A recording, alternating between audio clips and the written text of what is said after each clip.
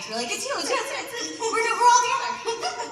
People, you know, at my husband's work, like their kids like it, and things like that, where you're just like, it makes the world so much smaller, but yeah, it made sense, right? That was, absolutely.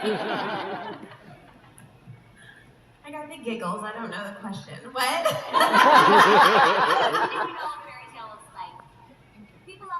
Oh, you know, for me, I mean, I was kind of a brand new voice actor when I got cast as Happy. So for me, any role was like the biggest role. But once we passed 24 eps, I was like, oh my gosh, well, that's kind of cool. But for me, the big, like, this is pretty neat feeling. My dad is a good old cornbread eating country boy farmer, and we got a bit of like random fairy tale merch, and there was like a set of Happy the Cat nail clippers, and he hung them in his truck. It's one of those obnoxiously big and loud trucks, and he like hung these nail clippers in his truck, and he was like, that's useful. And who knows what I mean? It's like, if they're making nail clippers, maybe it's a cool thing. That's my favorite. You win. Yeah, that's really good. That's great. You never know when you'll need them. Yeah, right. Also, I did just want to ask the audience a quick question off of your point, Jeremy. Raise your hand if you were in anime club. Yes. Yeah! Anime clubs are alive and well. Love it. Too backwater to have an anime club. With Lucy's appreciation for literature, if there was a book written about your life, and as voice actors, who would you want to record the audiobook? Oh, man.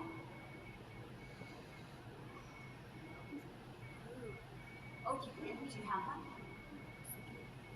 We can choose a couple. Yeah. No. Each I want to get a different chapter. You could have them all.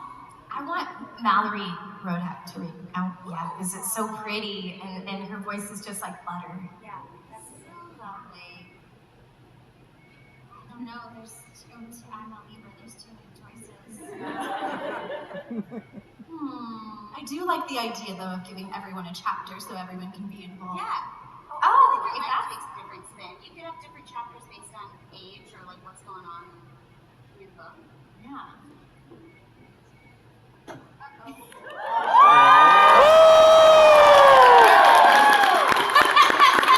Is it okay if I introduce a little feminine energy into this? Go ahead, Todd. Jump on in. Hi, y'all. Hello. Hello. Hi, Todd. It's okay. I can never do it fast enough. I'll never be able to see me on there. It'll always be in the back of my head. Hi, y'all. Who would narrate the book of your life? Sorry, that was hard for me. So a lot of times when I go in for the audiobook, yeah. When I go in for projects and they talk about narration, they always, I don't know why, but they're like David Attenborough. So David Attenborough. When I go in and realize that Habercorn is lived a life with a fire in his belly, we see him approach Grey. Amazing. When he approaches Grey, we see that he has reached for a fire lance and speared him through the head. And so I feel like it would be like a David Attenborough type situation, you know? Yeah. This is a great setup, y'all. I know, it's lovely. And you know what? Thank you not only to all of these lovely people up here, our MC, our amazing cast, obviously, but the tech crew. Yeah. The tech crew never gets love. And the superhero for this panel right now are monitors, so we can literally hear ourselves. I did a panel with the Seiyu for Natsu. First time ever, never met him, he never comes to Japan, even though on a map it's only 20 inches away, still it's very hard to get to LA. And so we did a panel, no monitors. He's sitting right where you are, and because of how sound works, and Bill and I is signing, you can go ask him about sound. But the way sound works is like, if there's no monitor, I can't hear what he's saying. Yeah. And so like, I'm sitting here, if you ever saw pictures, which you won't see because they didn't allow any photography or anything of any kind, I'm sitting here like this the whole time, like Ric Flair, because I'm trying to listen to y'all's speaker to hear him. So he'll say a big, elaborate thing, and then I'm like, probably. Because I don't understand. Anyway, hi. Good to see everybody. Crumpets? No, what's our next? How is it going? What's the latest? We were finishing the question of if there was a book written about your life, who would you want to record the audiobook? Yeah, so Attenborough for sure, David, and then who else? Kate Blanchett. Kate Blanchett. That's who. Sorry, I was like trying to think of who, but yes, that's great. I think I would go with Helena Bonham Carter. I think that'd be a really fun audiobook.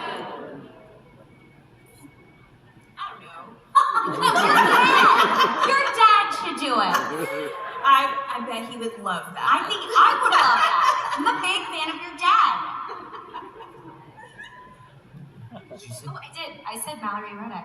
I was thinking of voice actor. I was thinking of like just people we know, and I was like, I like her voice. It's very pretty. It is very pretty. I love that. That was my first choice, but then I thought Morgan Freeman seems like a very focused, very calm energy, and I don't think that I have a very focused, calm energy in my life, so I wanted a little Bellatrix energy in there, so. Or you could say Jeremy's biography, ironically narrated by Morgan Freeman. Ironically narrated, that's good. I like, he could do sarcasm like nobody's business. Yes, yeah. Todd, I did want to ask you one question. That was how I opened up the panel, which was, what has your experience been like working on the show and seeing love for these characters all these years later? So there's no way for us to ever know, especially in the world of anime, it is a miracle beyond miracles that a show makes it as far as something like a fairy tale, because the anime industry is allergic to marketing. And so the fact that a show gets out there really has to do with the effort and chutzpah that you all put into it. Yeah. The fact that you all support it and you're like, no, One Piece isn't going to be the longest show ever. We're going to get fairy tale there.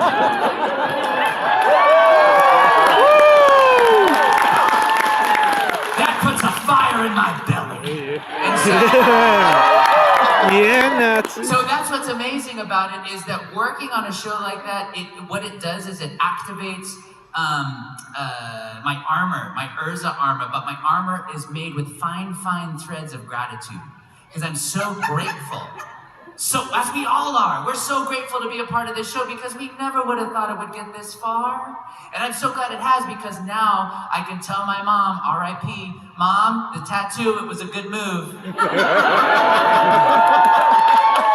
She was like, son, what, do you want to get hepatitis B, son? And I'm like, well, Mom, I'm Asian, wouldn't it be hepatitis A?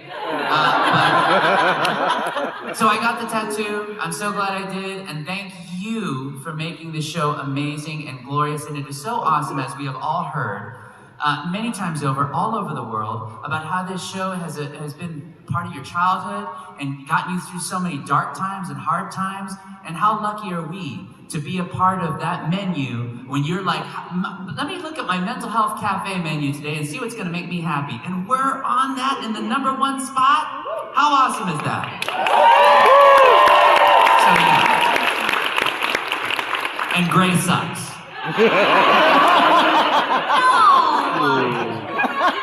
He does. That's cool. And Plu is awesome. And if I could play any other character besides Natsu, I would play Daedalus Natsu. So yeah. Throughout the run of Fairy Tale, is there any one particular performance you are most proud of, or a performance from maybe one of your other castmates? Oh man, that's hard. I know the answer.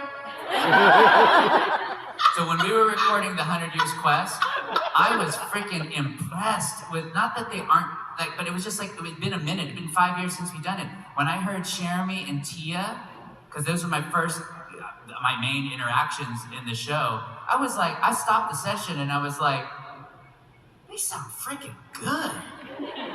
Like really good. And the thing is, it's not that, it's not that it wasn't, it's kind of like when a new car comes out. It's like everybody knows the Corolla. The Corolla's been a great built car for years, but every year it's like, you know what, that Corolla was great. But now it's got LED lights and it's even better. So that's what it was like with their performances to me. It was like, Souped up Corolla. you guys are the souped up GTR Corolla. What a compliment. Because also with the way that the show was, The pace at which we had to record. the pace that, we'll go with that. Yeah. The pace that we had to record at makes it difficult to really make sure that we've spit shined it as well as can be expected. Yeah. Because a lot of times in productions, if you have a crew that knows the show, that's ideal. That's not every time. So when you can encounter, when you can still do awesome, amazing work despite that, that's freaking great. And that impressed. I was very like, wow, this is awesome. That's a great point. We've been really fortunate, which I think a lot of you guys don't know because you don't know the behind the scenes. We've been really fortunate with this show, especially as many episodes as it has. We've had the same writer, director, and for the most part engineer most of the time, and that never happens. And then for the last season, for the final season, which I got in trouble for doing the final season for years. For the final season, our engineer became our director, but he was still familiar with the show. For 100-Year Quest, we did not have the team that we had this whole time. We had like 4 different directors. We had a lot of different directors. Our writer was still associated with the show, but not everybody had been as familiar with 300 episodes. And with an ensemble cast like this, we don't know all of the different pieces. I don't know every piece of Jade's story. I don't know every piece of Brittany's story. So we really rely on the director and the writer to help keep us informed. And so I want to give props to our writer and director, who I think really was the glue that kept us all together to keep us in the place that for this last season we were able to kind of have our performances stand on our own because we'd had that foundation for so many years. So I want to give a shout out to Tyler Walker. He also has a fairy tale tattoo on his calf. Yeah, you guys did it together, didn't you? We did it together, and what's so crazy, this sums up the original company that did Fairy Tale so well, is that they sent a camera crew with us and they got my tattoo, and the second, and then when Tyler wanted to get his tattoo, they were like, we're done here, close it up. And so there's no record of it besides me doing it. I got video of it. But it's like, well, you're still here, like you could just turn it, see that switch that says on the camera, just turn that on and just, okay, all right. But that's, yeah. It's about to get real. Okay, guys, this is a spoiler for the 100 Years Quest, though. Can I still say it? It's kind of a spoiler. When you guys were monster kitties? Oh, best! I loved it. Monster kitty version. Your reaction to that was the most Carla reaction I've ever seen. What was it? Just the face that you made, I was like, we could have animated that as Carla. It was so, I was like, I've never seen Carla in real life through your just being here. That was really, really fun to see. Yeah, just remembering like how weird that was. The monster kitties. That's what that face was. Didn't make a monster Wendy either. She was just normal. I wanted to be monster Wendy. I would have wanted that for you too. But I got probably one of my favorite visuals ever, maybe all of it, a fairy tale is Wendy Octopus Wendy. That was great. I could look at that, all day. I want to do a cuckoo cosplay. Ooh, I think that'd be easy, right? Because just the cuckoo. That with the arms out, that'd be cool. It was cute. Yeah.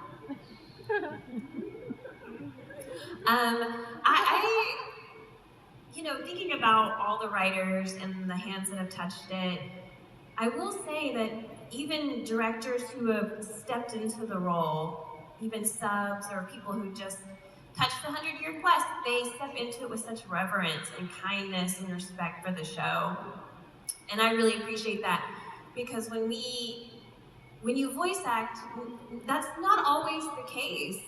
Every director feels differently about certain projects, and you always want someone who's passionate and directs with kindness and respect for the characters. And Fairy Tale has always had that, and I am very, very grateful for it. I also want to highlight this man's pipes. No You kidding. can scream like no other. There's an octave of your voice that I think is no longer there. That you will sacrifice. Yes, you're this right. role. Because I tried to sing, like, let me say, the best part of waking up is Folgers. I can't hit the high part of the. That's what was sacrificed. That first. I sacrificed my Folgers cup so you can have a fire dragon roar. Yeah. But thank you, too. That's very sweet of you. Very sweet. Yes, it was those yells. There was a yell actually where we did the longest fire dragon. Like, I mean, I knew it was coming. It's like a 9-word. It's like fire dragon, bioflavin, non-GMO pop, like something like that. And man, I could not get it on that first go. And I'm listening to the Seiyu meaning the original Japanese actor Tetsuo Takahashi?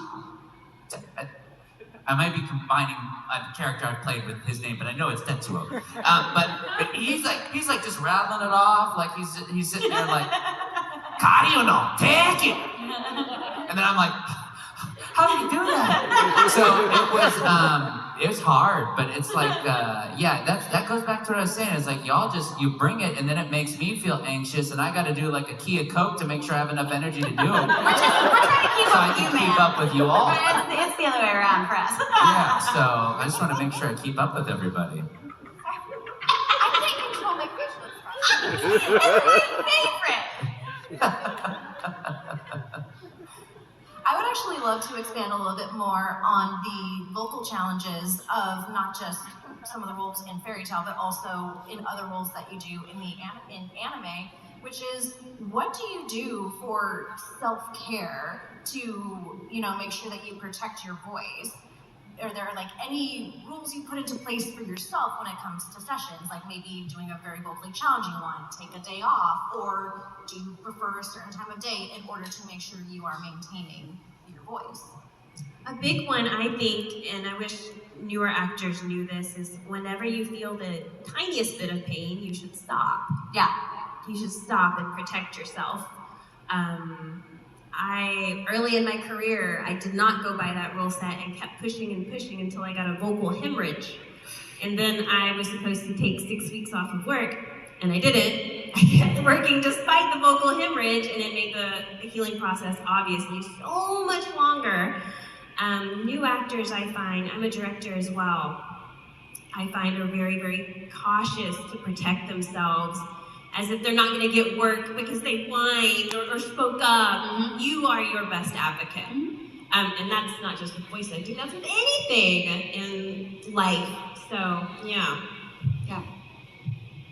I am, like, if I'm going to voice a boy character, I have a limit of 4 hours. I won't do more than 4 hours in a day of a boy character, because I found that out with Blackstar. Blackstar was my first boy character, and I went in for an 8-hour session. Because I used to do that. I used to drive up to Dallas and then have an 8-hour session, and I would drive back home, and I booked 8 hours of Blackstar, and I should not have done that. Because he screams all the time, and it's like a very textured thing. So, but yeah, so I found that out, and then I never did that again. So I can do 8 hours, but I have to do 4 hours of a boy and then other happy characters afterwards. But that's my limit. I think it's being consciously conscious of needing to make little adjustments. So for example, if you know you're going to do a session that's going to be vocally stressful, you want to try to push that to the end of the week as best you can, so you can have those 2 days of recovery. Because like Tia, I used to be where you think, it's so crazy in the VO industry compared to like the movie industry or the music industry. It's like in the music industry, it almost gives you more power the more difficult you are to deal with. So like if Mariah Carey needs 10 bodyguards to go to Gucci, we need her to do our next single. Whereas if a voice actor did that, it'd be like, fired, get someone else. So it's like, so we do feel beholden to people please at the sacrifice of your pipes.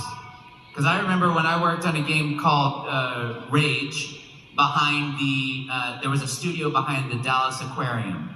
And I was like, man, I know this game's coming. I know the company's doing it. They did Doom. They're legendary. I'm never gonna take a break.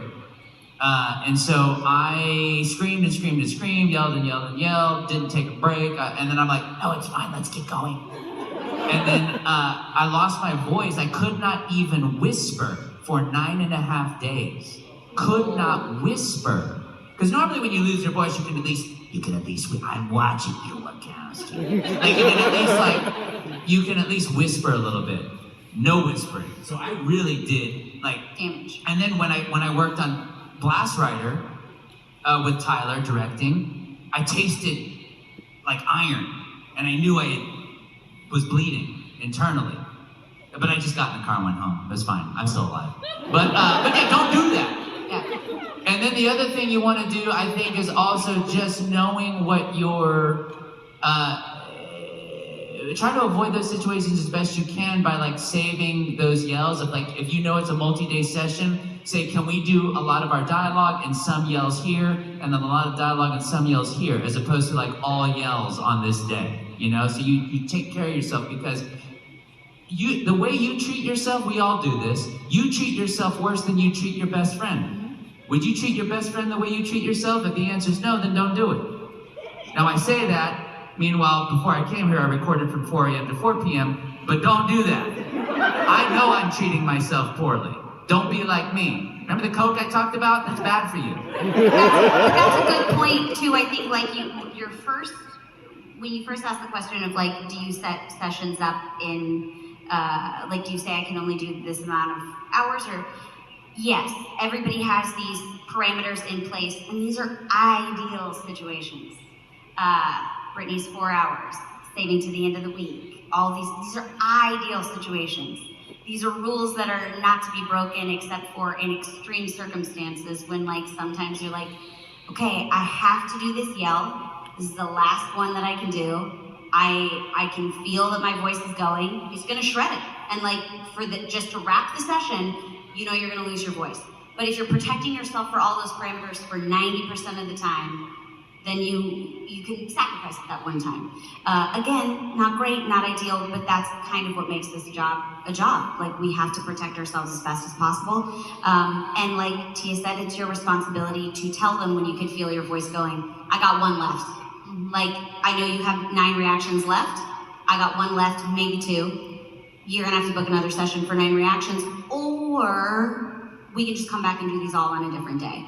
But it's your responsibility to advocate for yourself, or the voice is gone. And sometimes, if you schedule a session on Friday, it might be back on Monday, but it might be gone longer. So just knowing people may be frustrated, but they're not frustrated at you as a human being. They're frustrated with the situation, because we all have to make deadlines and we all have things that we have to do, but there's only one of you, and we'll find a way around it. There's been, I'm sure in the era of simuldubs, and I know you directed that, there's many times people get sick. You gotta do a stunt cast, and then for the DVD release, they'll have somebody come back in and you'll re-record. So, but you as a human being are more important than getting the anime or the video game done in that one moment in time.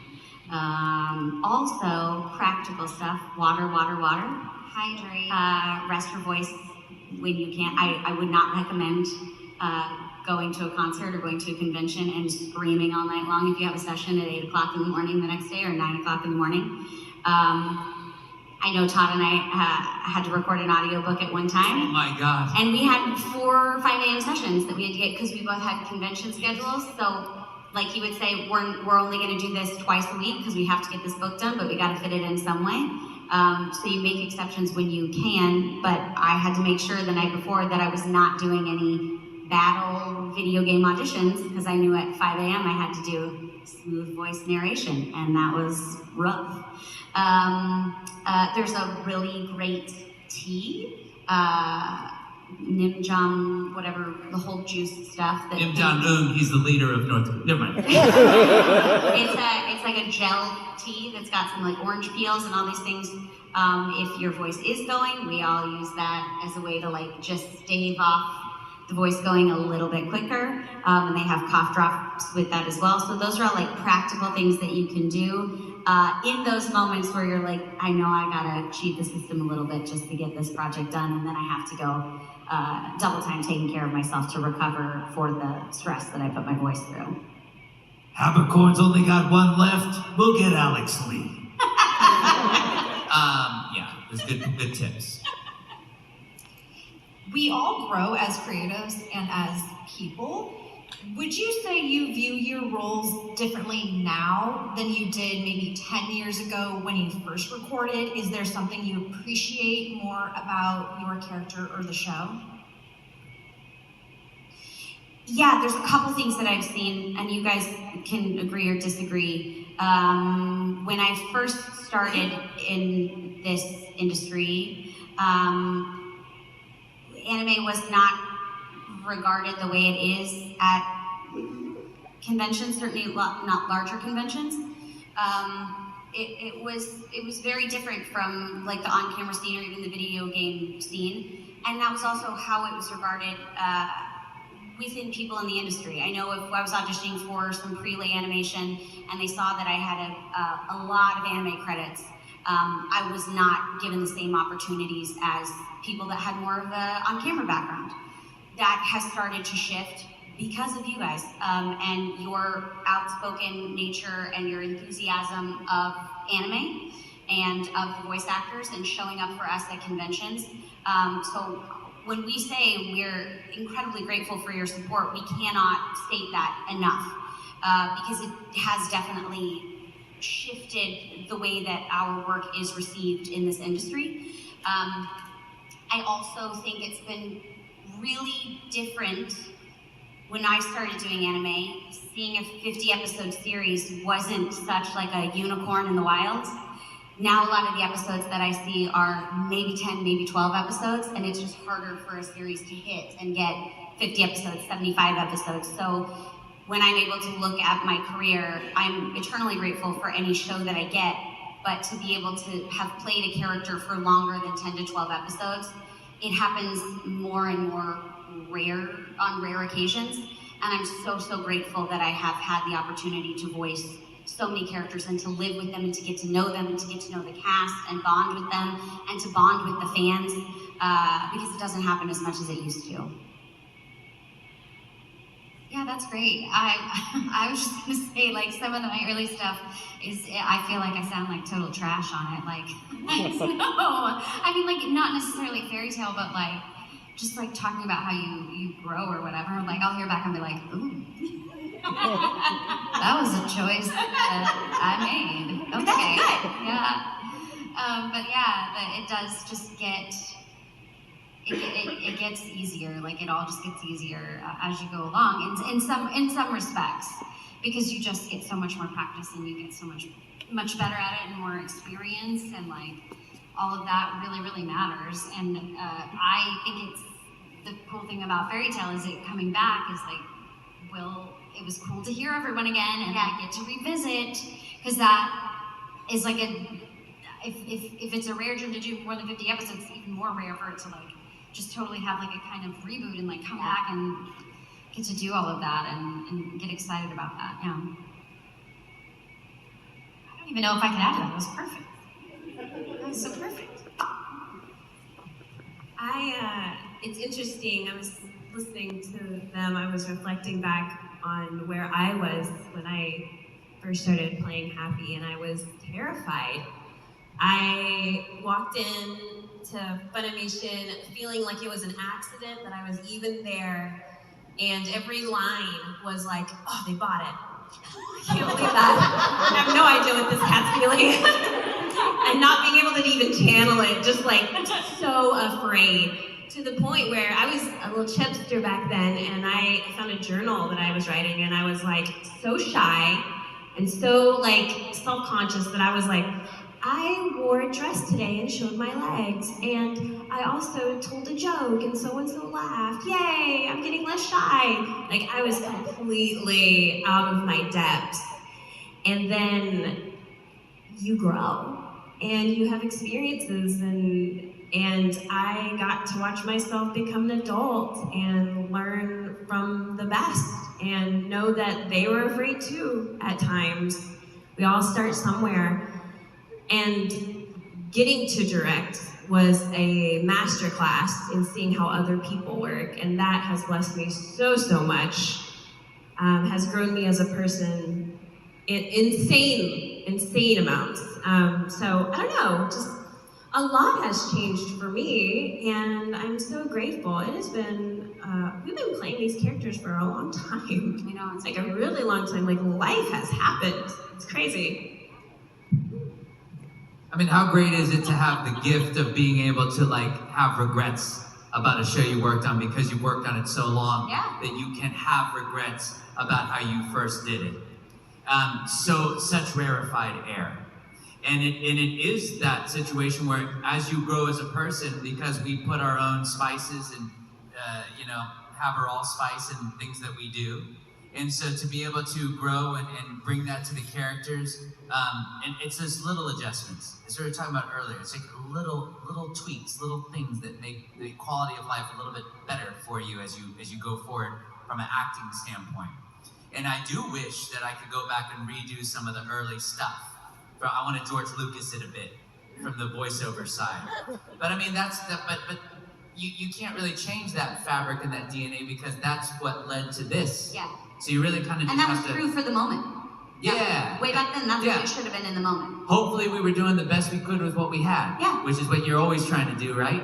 And so it's just great to be able to revisit it. And it was very comfortable going back each week and working on the show and talking about what y'all were saying about the reverence that people had with the show. I rarely, like when we were doing it, I specifically in my contract said no notes and don't ever ask me to do another take again. But other than that, I mean, it was very reverential. But no, it was great. It was great. But yeah, no, it's been nice to be able to grow with the show and to encounter people that of all walks of life, whether from little kids that they're like, I named my son Natsu, I named my cat this, the wolf today. Someone that my divorce lawyer's named Natsu, and I'm like, oh, that's crazy. Stuff like that. It is cool to see that. So yeah. Why they picked them? I don't know. Natsu and Natsu, attorney at law. Wow. I feel like we gotta go there. So we will be going to fan questions in a minute, but I did want to let you know they will be a little different this year.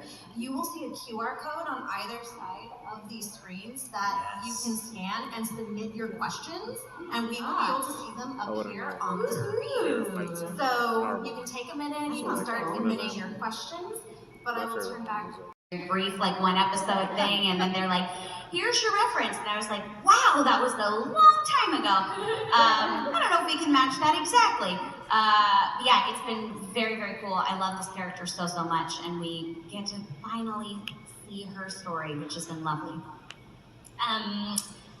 This is super random, but I'm doing a animation for a webcomic called Litterbox, and it's a bunch of cats.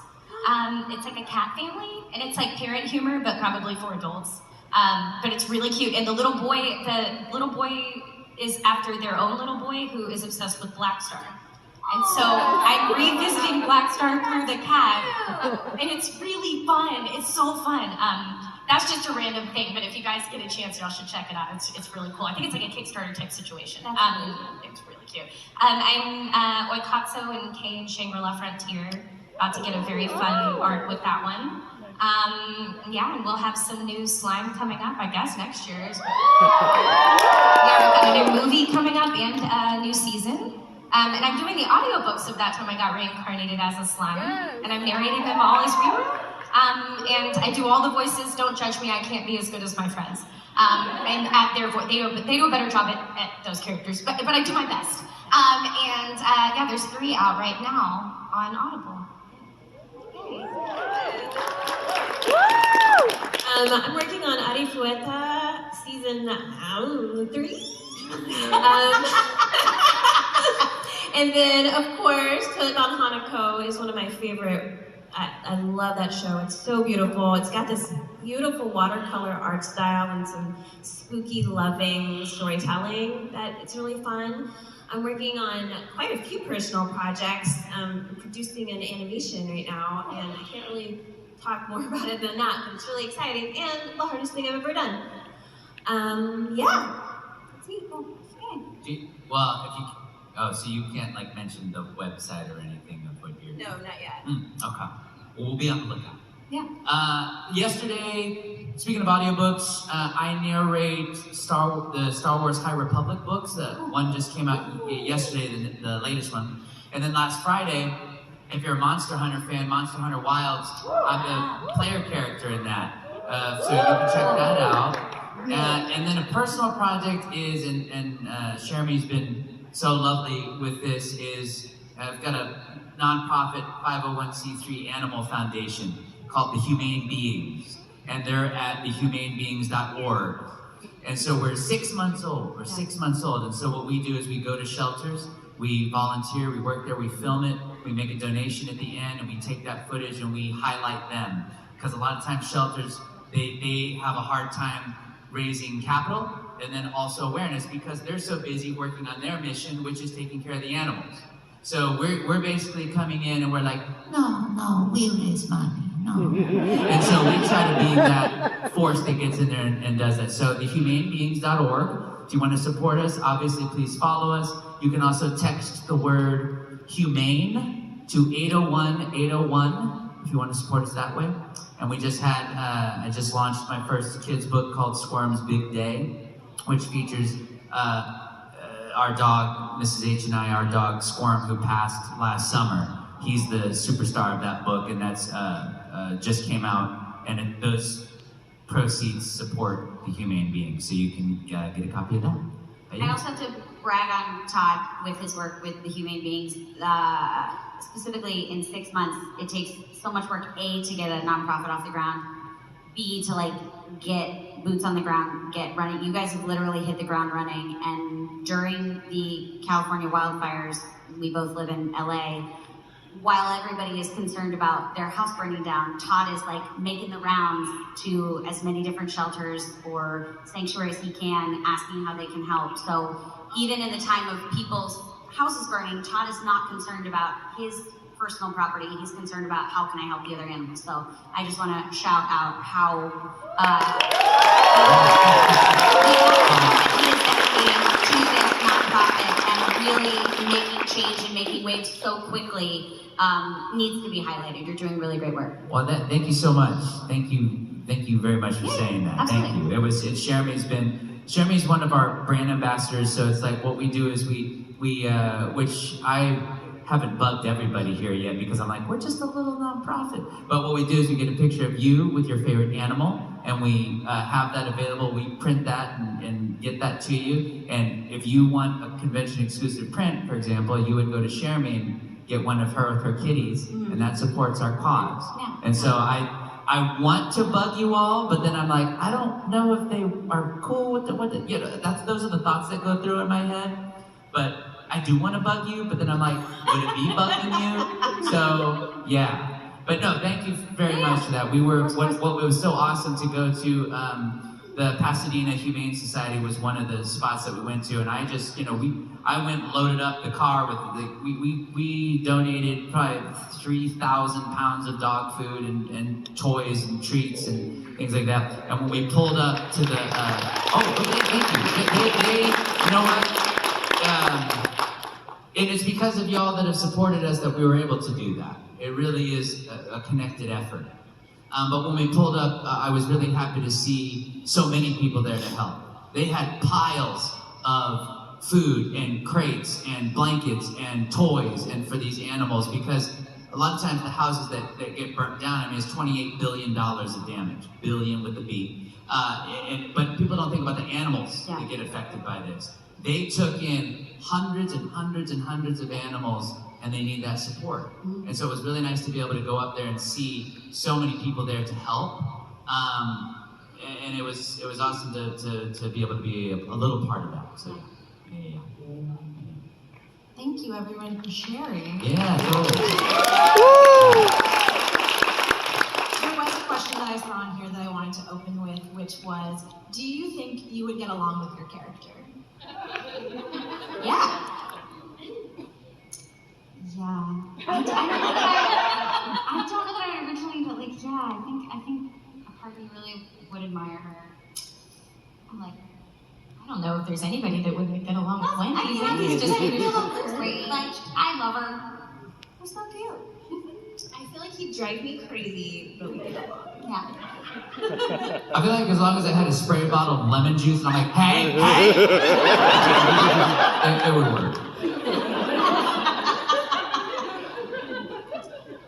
Which Dragon Slayer power is your favorite and why?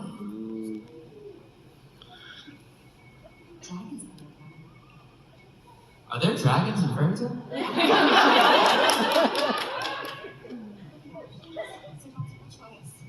There's salted caramel, Dark chocolate. wild cherry, Ooh. black licorice, Okay. black star, Ooh. and poopy grape. Hey. Salted caramel. Yeah. Boom.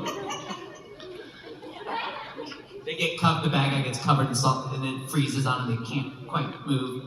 That's great. See, you thought the caramel would never come in handy. Yeah. There was a question here too that was, which style of magic would you like to have in real life? Oh, I would be a celestial wizard for sure. I love all of the accessories. Also, who doesn't want a little clock that can carry you around when you don't want to walk anymore? Yeah. I don't know. I feel like the sky dragon slayer is like the coolest because air is everywhere, and so like you always have a power source.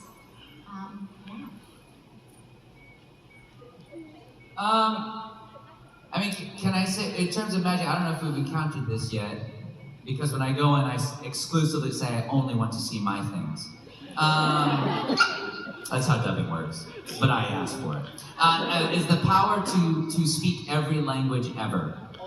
That's what I want, the ability to speak any and all languages, because then the government won't, the scientists won't grab you and try to study you, because if you think about it, if you're flying around in the air, they're like, we need to get that into our soldiers. They're going to try to shoot you down and capture you. But if you speak every language, you're just working a lot. That's all. And he's like, oh, it's just a hard worker. And I'm like,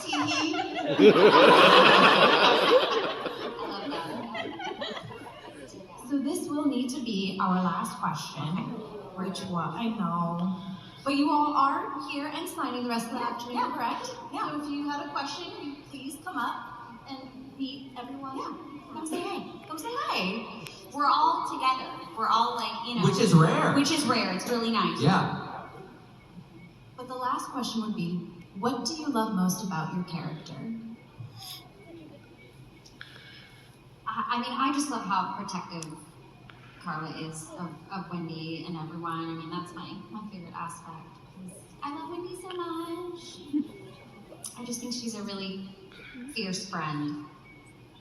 I love Lucy's compassion, loyalty, and integrity. She always wants to do the right thing for the people around her, which I really love. Oh man, I don't know. I have like too long of an answer for this, but I don't know. I have so much respect for Wendy because you get to see her start as like really insecure, and she doesn't believe in herself. She has power, but she doesn't really believe in herself. She's always apologizing. There's just like so much insecurity there, and then and at first it's like her relationship with Carla is kind of like a naggy mom, you know. But then she changes and grows, and you don't get to see that in a lot of anime characters. She actually grows up. She believes in herself, and her relationship with Carly changes to like an actual mom-daughter relationship where eventually you're just friends because she doesn't need to care for you anymore. And she's like, you got this. And so I don't know, she's just such a beautiful character. I like Happy's loyalty. I appreciate that, and his sense of fun. Never seems to lose that, despite every episode having the worst battle of all time.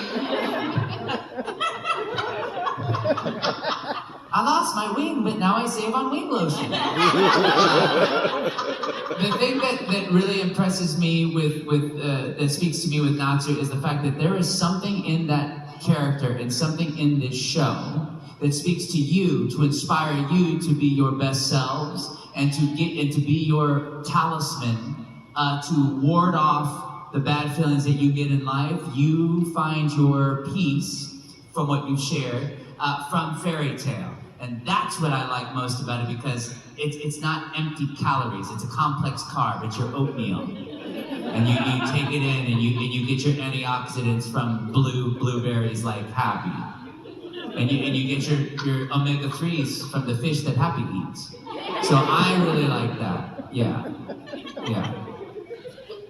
Jade, Jeremy, Brittany, Tia, Todd, thank you so much for joining us here today. Thank you all for coming.